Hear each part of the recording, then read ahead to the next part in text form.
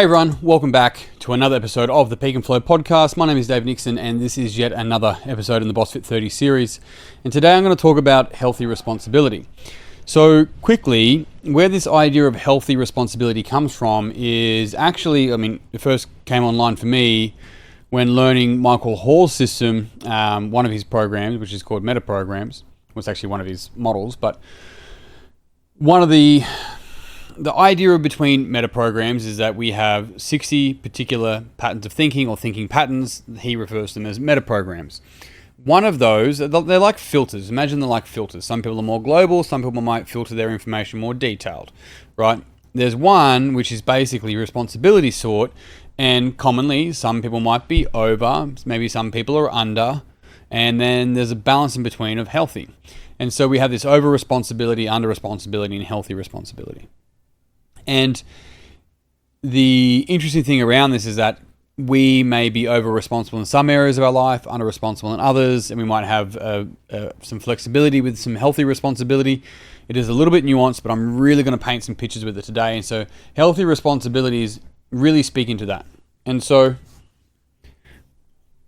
where it can become an issue for people is mainly individuals that struggle at putting themselves first. They put everyone else first.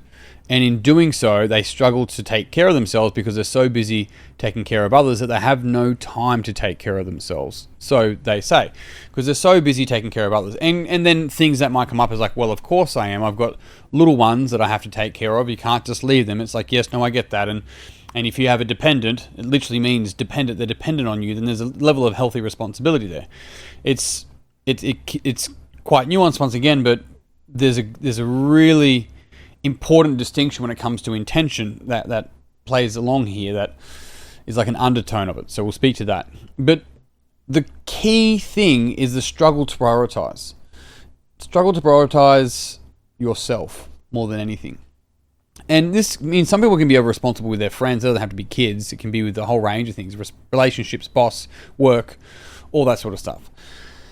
The problem is that it can lead to this fear of like that nothing's ever going to change. It's always going to be like this. And there's a sense, this sort of undertone of low self-value. And a lot of people can struggle with the idea of low self-value. So they don't know what to do for themselves. They struggle to actually prioritize themselves. So they try and help other people in order to fill that bucket, so to speak. And it's a really difficult cyclical problem that can come up again and again and again.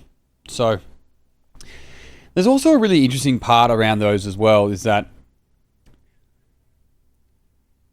when you're constantly taking care of other people and not taking care of you, it's kind of twofold. One, you're teaching people how to treat you, but it also can be quite disempowering for the other person. I'm going to go through and explain that in the next part, but it's a really interesting, and it goes deeper than just I like to help people, right? It's like, that's fine, but the best way to help people is to help yourself. That is helping people. And I want to explain as we go. All right, so let's make one thing clear, and there's a couple of key principles with this. If you are over-responsible out there, you will be under-responsible in here. If you are over-responsible in here, then you will probably be under-responsible in your relationships. And so wherever you are over-responsible, it presupposes there's an under-responsible somewhere, right? So one of the struggles that they have, the people that lean into this, is that they struggle to let people struggle. They struggle to let people struggle. You need to let people struggle. You need to let you struggle. Some people feel like they feel the struggle of watching someone struggle.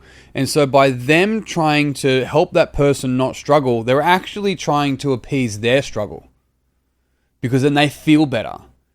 Whereas the struggle it's the analogy of the caterpillar turning into a butterfly and struggling out of the cocoon. It's actually how it gets its strength to become a butterfly. You've got to let people struggle, including yourself.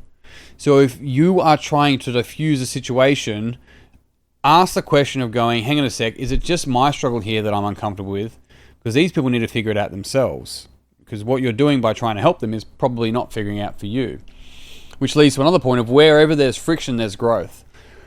So if you give ourselves a chance to really pay attention, hang on a sec, where is the friction here for me? For me, not out there, in here. And what's that about? When we can lean into trying to understand that and get a deeper understanding of it, that's where our growth lays. And going down this path is going to be hard. It's meant to be hard. You need to choose your hard. You need to choose the hard of allowing yourself to struggle to watch other people struggle. You need to choose that hard, or you choose the hard of looking back and realizing that because you struggled to take care of yourself, you actually disempowered the people around you because you took care of them and never taught them how to take care of themselves. When you lean into you taking care of yourself, you become the beacon to show other people how to take care of themselves, whether they do it or not. And do I have it here later? Well, I do indeed. But we look at this idea of responsibility. It is your ability to respond. We've got to look at what's within your power, what's within your circle of responsibility, the response able.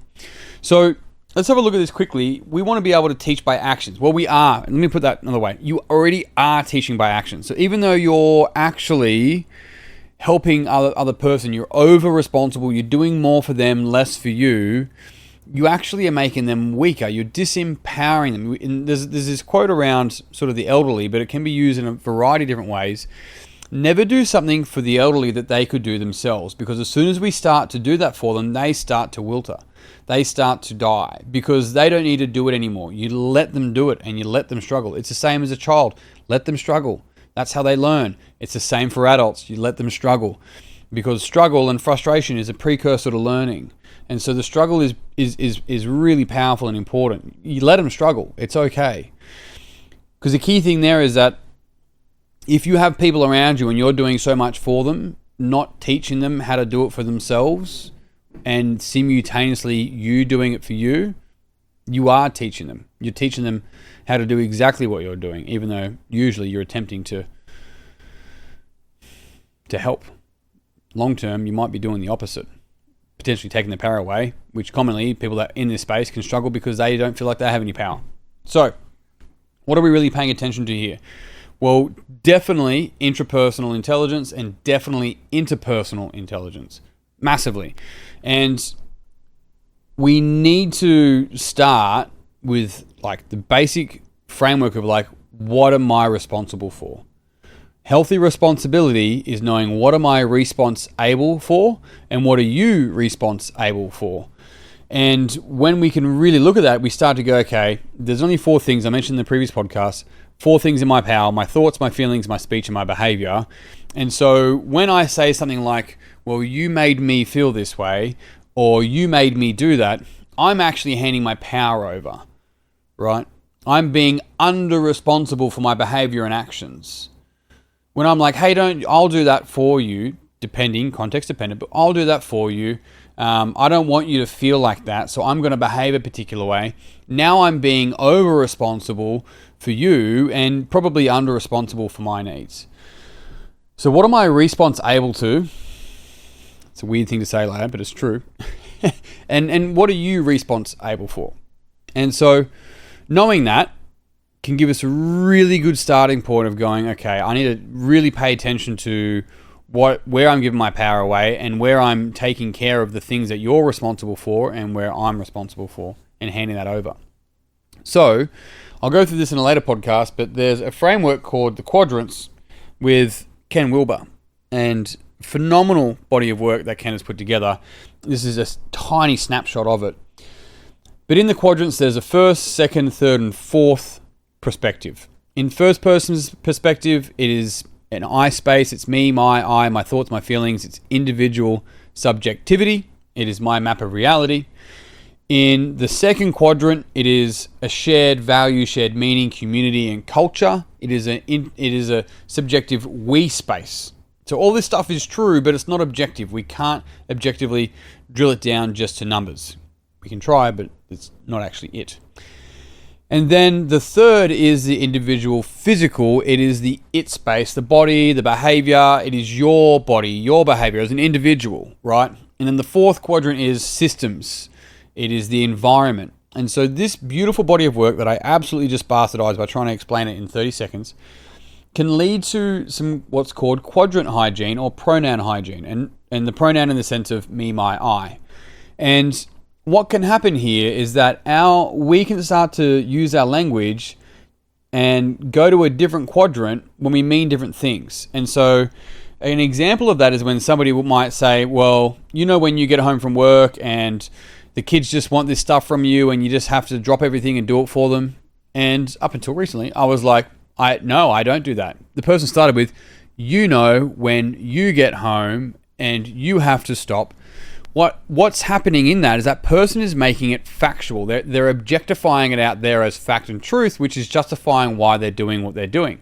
When in reality, it's just they're not prioritizing something. I'm not saying they should. I'm saying that's the reality.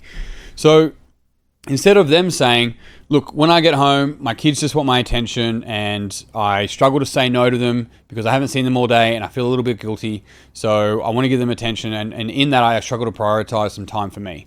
That carries a completely different energy than, when you get home and the kids just want stuff from you and there's stuff you got to sort out straight away. You just have to get it done. Those two things carry a completely different energy.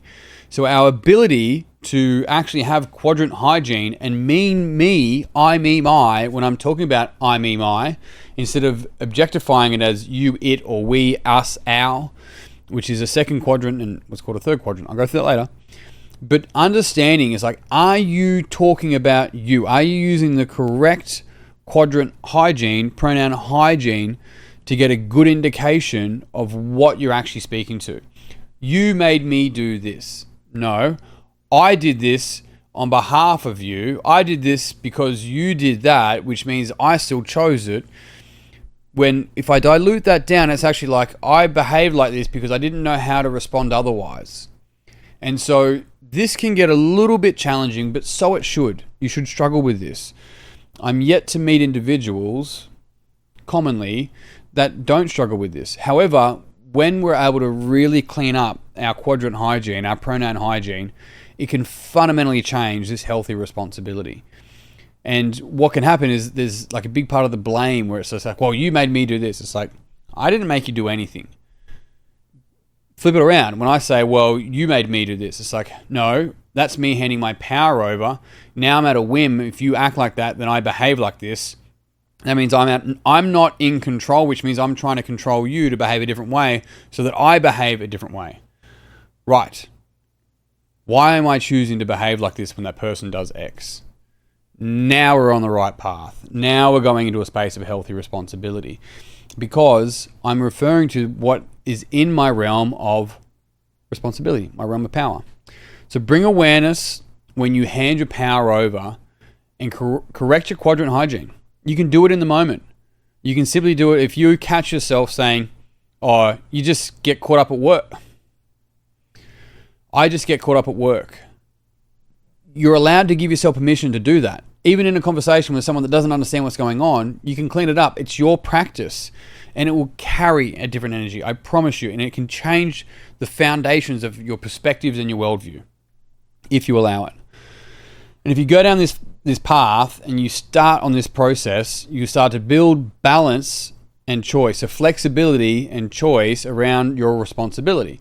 Now, in saying that, my example for me more recently with my firstborn, my wife had to have an emergency cesarean, which meant that she had surgery, which meant especially for the first week, she couldn't do as many things for herself, let alone the bub, as possible. So my responsibility, it became a healthy version actually was being overly responsible. I'd be the one getting up, I'd go up, I'd get the baby to her, baby would feed, this is 2 a.m. in the morning, and then baby would feed, I'd get the baby, I'd sit up and I would burp the baby. And now I'm a father, I can do this sort of thing, but if I was doing that every single time the baby wanted to feed, there might be this sort of over responsibility occurring. Whereas in the context of my wife with her cesarean, which she couldn't roll over, let alone sit up, this was a healthy level of responsibility given the context. And so this is nuanced and it's flexible, but it's about being able to have choice and flexibility and balance with it that becomes the power. So you can really start to develop that. You start to prioritize time based on what you're responsible for, even your dependents or your friends and your family. You might start to see that there's people around you that really start to grab, like, hang on a sec, you're usually the one to do X. You're like, I've decided I'm not doing that anymore. And they might be like, well, that's not okay, because they have a map of reality and now you're acting different. You have to let them struggle. You have to struggle with it. It is okay.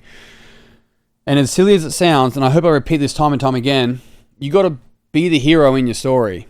And you've got to let other people be the hero in their story, because the more that you do more for other people, the less they're the hero, right? We disempower them.